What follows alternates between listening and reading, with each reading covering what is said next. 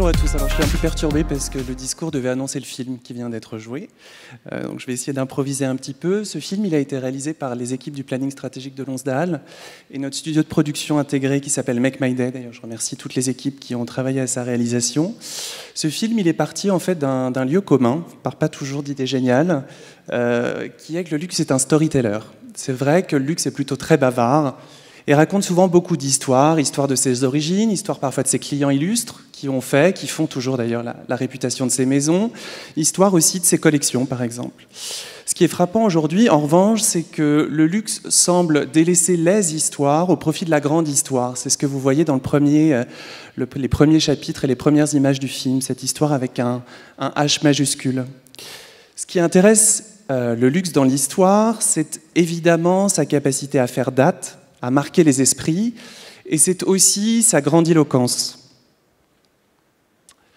Quand le luxe emprunte à l'histoire sa solennité, ses créateurs, vous voyez derrière moi Alessandro Michele Gucci, ses créateurs deviennent des héros à la tête d'empires dont la mission est véritablement de révolutionner les codes en place, les esthétiques, de forger des icônes, de forger des cultes aussi. Ce qui intéresse probablement aussi le luxe dans l'histoire, c'est le fantasme ou le désir d'œuvrer à la création d'un patrimoine esthétique, créatif commun, collectif. Et ce désir-là, cette envie, se traduit aujourd'hui particulièrement en fait dans la quasi-fusion qui existe entre le luxe et l'art. Je pense que ça vous a tous frappé.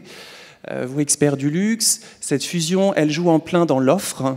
J'ai choisi de vous montrer cette image issue de la collection Masters, en fait, qui est une collaboration quasi virtuelle entre Kunz et les maîtres de l'art classique, Rubens, ici c'est Vinci évidemment, Gauguin. Et cette fusion entre le luxe et l'art, elle existe aussi au plan des lieux. Et cette variété en fait de nouveaux lieux d'expérience que le luxe inaugure, les musées, les fondations, les expositions itinérantes. Ce mouvement-là, cette évolution, ce qui traduit avant tout, enfin, j'en ai le sentiment, c'est la volonté d'engager un dialogue avec la société au sens large, d'arrêter de considérer seulement ses clients pour adresser vraiment la société, pour exister aussi de façon beaucoup plus universelle, en dehors de ses collections, en dehors aussi des saisons qui d'habitude rythment son agenda.